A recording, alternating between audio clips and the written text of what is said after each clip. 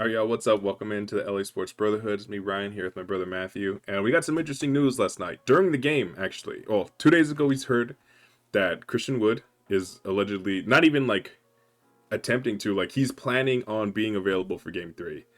And then, literally during the game, David McMenamin tweets that Vanderbilt is also eyeing a return for game three. That one seemed less definitive, but for now, the fact that they're leaking that information during the game at all kind of makes me think that they're expecting him to play at least.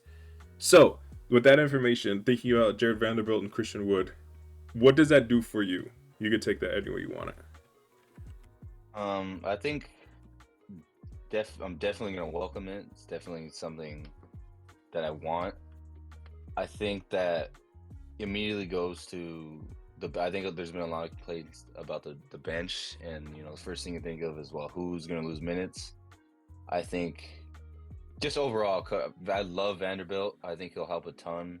Not necessarily like just you go guard Murray, you go guard him, whatever. Just his energy he brings and the way he plays. He's gonna make the right rotations. He's gonna have energy, like I said. He's gonna be on the floor. He'll do all the little things, and I think in a series like this, just having heart like that will be huge, especially down 2-0, where it's like, all right, here's our guy. He's gonna help out, and if he comes back game three, game four, and he gives good minutes to a point where it's like, all right, and it just gives the team a burst of energy. I think that can be huge. As for Wood, it's it's tough to say. I do think that Ham will trot him out there. I think that he's gonna at least see if he has something. I don't know where those minutes come from. I don't know if he wants to go too big. I don't know if he wants to place Hayes. I think he would go to the too big lineup, but I'm not going to expect something big from him. I will expect Vanderbilt to play and to play hard. And the other thing is, there's no way Vanderbilt's starting, right? No. Yeah. So as far as like the offense, I think we talked about in like the preview about how we're better offensively with Rui. I don't think Vanderbilt, because the first thing you think of is his ability to shoot the ball. I think maybe you'll see less. Not maybe, you'll probably see less Dinwiddie minutes, and maybe Vanderbilt will be a guy to guard Murray. We have Vincent, we have these guys, Reeves and D'Lo, spent a lot of minutes on him. Vanderbilt just coming off the bench and giving instead of Dinwiddie, you split Dinwiddie's minutes in half. You give some to Vando, and Vando's guarding Murray in that unit where Jokic is out, and it's like he's with Prince. Vando can 100% help that unit defensively. It's just gonna be, is he gonna hurt us on offense, and like, will he hurt us enough? Yeah. So yeah, I think Vanderbilt can obviously help defensively. I'm gonna welcome his energy. Wood, I'm not gonna depend too much, but I guess he can help offensively. Yeah. What do you think? Yeah. Uh, I agree with your points 100%. Dinwiddie was the only name I thought of, honestly, because Vando's not going Yeah. to play like 20 minutes. So like he was in a boot 5 days ago. Maybe that was a decoy thing, but I doubt it because he was during pregame warmups. Vando at most is getting 2 shifts, but in those 2 shifts, I would want him to take every single Spencer Dinwiddie minute because Dinwiddie also isn't shooting, and he's actually dribbling the ball and turning it over. So he's even worse for the offense than Vando is, honestly. So if Fresh. Vando can get defensive rebounds, which we know he can, and which is the Yep. biggest thing in terms of like just single stats that kill the Lakers, giving up offensive rebounds has been destroying them. So if Vando is going to give his normal energy on defense, if he's capable of that physically, then 100% give him Dinwiddie's minutes, give him his spot in that rotation because they go. But when Ham said they were going to the normal rotation, it meant they were going into the 3 guard lineup with Spencer, Gabe, and D'Lo, which is horrible. Especially because Dinwiddie can't shoot. Dinwiddie refuses to look at the basket. Not even can't shoot. He refuses to look at the basket as the main ball handler, and Gabe Vincent can't shoot. So that's just a horrific lineup. So if you put Vando in, at least maybe it'll give Gabe some more on-ball touches.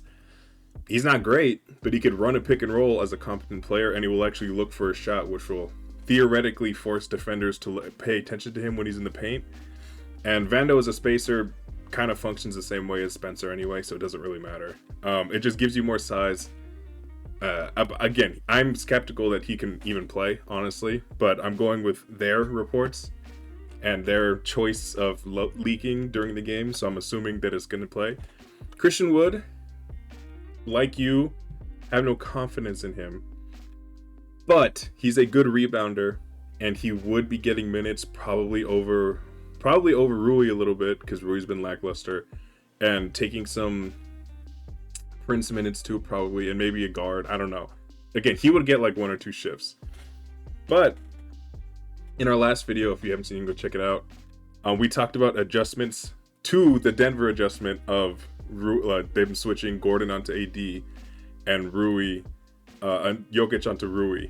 In those lineups, with a Christian Wood type player, Christian Wood's always been more about the theory of what he can be than what he actually is on the court.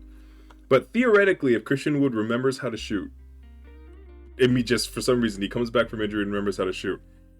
If you put Wood in those actions instead of Rui with Jokic on Wood, the pick and pop changes the tenor of the offense. It completely spaces the floor.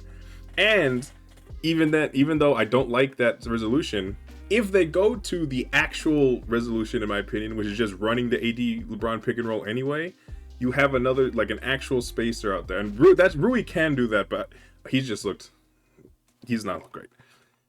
Anyway, it just gives you another option and more size and more defensive rebounding, which is real. Because if you do have to pretend that Christian Wood can stand up to Jokic, at least he would tap some of the balls that Rui was just getting snatched over him from Jokic. So I don't know. I think at most they play like 20 minutes combined, so it's tough, but I do see legitimate paths for them to be helpful to the team. Yeah, I think Vanderbilt. Yeah, it really is an upgrade over Dinwiddie. Yeah. But yeah, I'm not putting my hopes too high up because we don't even know how he's truly feeling. But let's say he's an 80-90%, like he's Vanderbilt. It really is, because I like him on Murray more than I like Dinwiddie on Murray. And as you said, Dinwiddie's not doing anything on offense except taking it right to the rim and airballing in the fourth quarter. I'm still not over. Mm-hmm. And I mean, it's he has more size, so rebounding, obviously more energy, and obviously a better on-ball defender than Murray. So yeah, all those things would help with that unit, where it's like we're going three guards. He's that wing, he's that length that can help out. And as for Wood, when you were talking, I just kind of thought of like he's another option. You know, Rui was just horrendous in game 2. And, you know, maybe when he's horrendous, you have Wood. Maybe Wood can give you something. It's always nice to have options, and 2 options that are size against a team with Jokic and Gordon, a huge team. So, yeah, I think both can definitely help, but I'm not looking at them and going, okay, they're going to change the series, but it could definitely help. Yeah. If Vando were coming back, whatever completely healthy for Vando is, I would say he can change this series. Yeah. Only in that, if he plays 12 minutes of pure energy instead of whatever 12 minutes Spencer Dinwiddie gives, those minutes can legitimately change stuff, but I can't trust in that. Especially minutes without Jokic. Those minutes can cause runs, legitimate runs on turnovers, whatever.